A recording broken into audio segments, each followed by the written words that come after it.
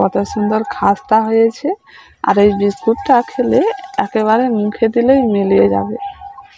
কত সুন্দর হয়েছে দেখুন। নমস্কার বন্ধুরা, আজ বন্ধুরা আমি বিস্কুট বানিয়ে দেখাবো।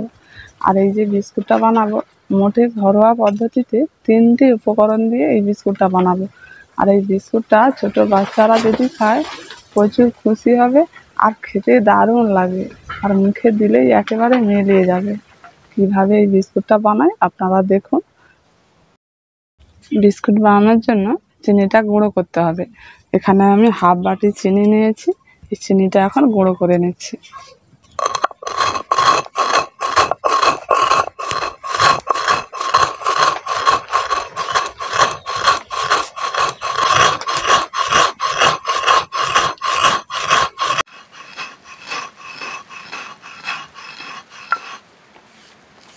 এখন চিনিটা গুঁড়ো হয়ে গেছে, এবার তুলে নিচ্ছি।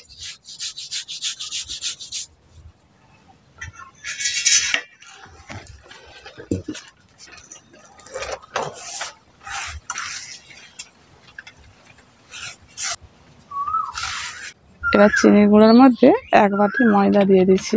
যেই বাটিতে আমি চিনি নিয়েছিলাম সেই বাটির 1 বাটি কিন্তু ময়দা দিচ্ছি। আর পরিমাণটা কিন্তু 1 বাটি ময়দা নিলে তার হাফ বাটি চিনি দিতে হবে। এবার ময়দা আর চিনিটাকে একসঙ্গে ভালো করে মেখে নিচ্ছি। আমি এর মধ্যে লবণ দেব না, আপনারা চাইলে একটু সামান্য লবণও দিতে পারেন। এবার এখানে আমি সাদা তেল হাফ বাটি নিয়েছি, যতটা লাগে ততটা দিয়ে মাখিয়ে নেব। এর মধ্যে আমি কোনো জল ব্যবহার করব না, এই তেলটা দিয়েই মাখাবো।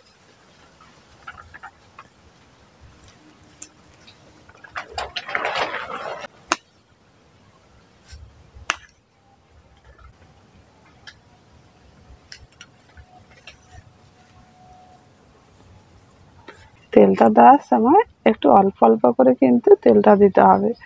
এর মধ্যে তো চিনি আছে, একটু নরম হয়ে যাবে, তখন কিন্তু ভালো হবে না। অল্প অল্প করে দিলে মাপটা ঠিক হয়।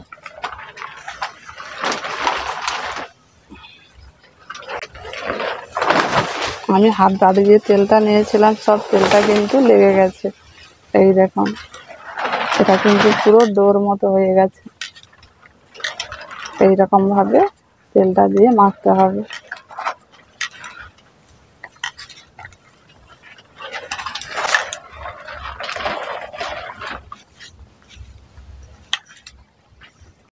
এইভাবে করে আমি ডোটা করে নিয়েছি। এখানে আমি একটা পাত্র নিয়েছি, এই পাত্রের মধ্যে বিস্কুটটা বানাবো, তাই তেলটা একটু মাখিয়ে নিচ্ছি। অল্প সাদা তেল দিয়ে এখন পাত্রের মধ্যে একটু ব্রাশ করে নিচ্ছি।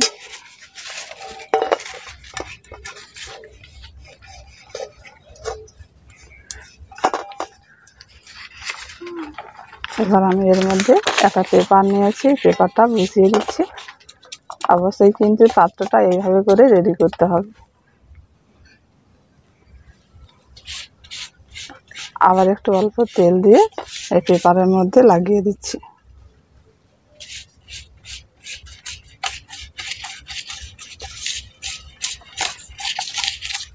এখন আমার পাত্রটা রেডি হয়ে গেল। এবার বিস্কুটটা বানিয়ে নিচ্ছি। ডোর থেকে অল্প করে এইভাবে করে একটু কেটে নিচ্ছি। এবার এটাকে হাত দিয়ে এইভাবে গোল করে নিচ্ছি। গোল করে আমি একটু চ্যাপ্টা করে দিচ্ছি। আমি এইভাবে বানিয়ে নিয়েছি, আপনারা চাইলে 4 কোনা করেও বানাতে পারেন, কোনো অসুবিধে নেই। এবার আমি এখানে খাঁচি নিয়েছি, খাঁচি দিয়ে ফুটো ফুটো করে নেব এইরকম।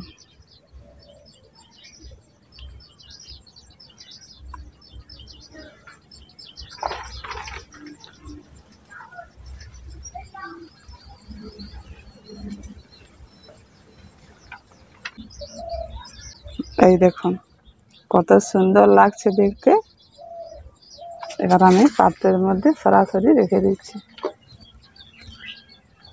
আবার একটু অল্প করে কেটে নিয়ে আবার একটা বিস্কুট বানিয়ে নেব।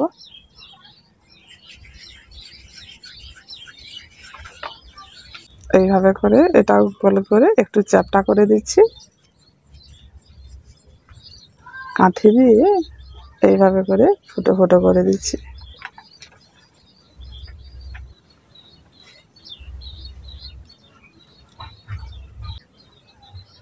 দেখুন দেখতে কতটা সুন্দর লাগছে।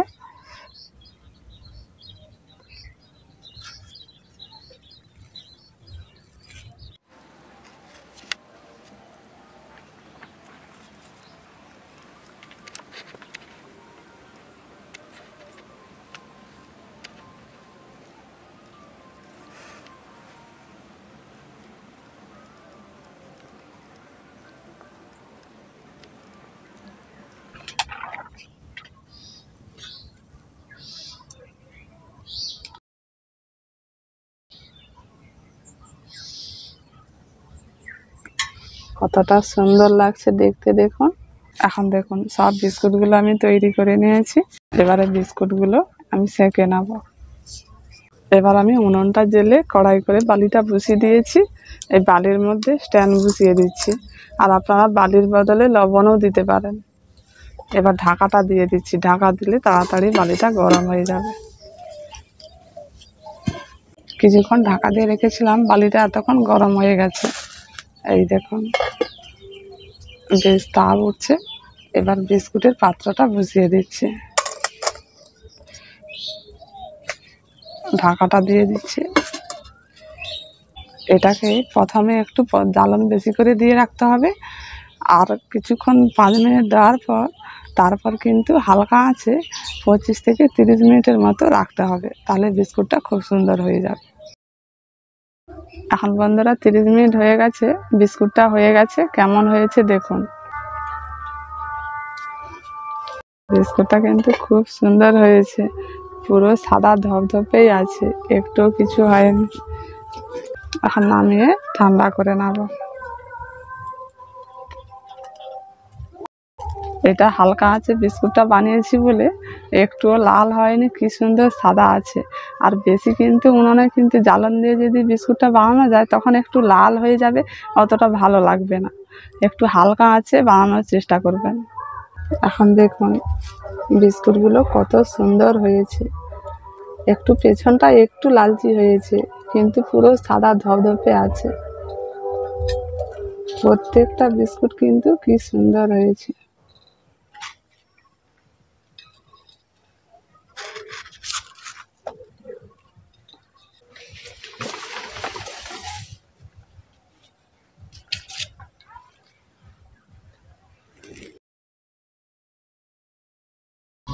এখন দেখুন বিস্কুটটা কত সুন্দর হয়েছে, কত সুন্দর খাস্তা হয়েছে। আর এই বিস্কুটটা খেলে একেবারে মুখে দিলেই মিলিয়ে যাবে, কত সুন্দর হয়েছে দেখুন।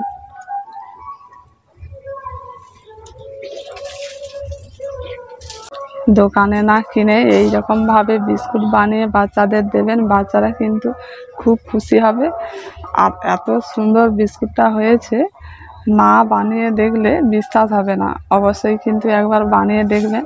যদি ভালো লেগে থাকে কমেন্ট করে জানাবেন। এখন সবাই ভালো থাকুন, সুস্থ থাকুন। আজকের মতো এইখানেই শেষ করুন।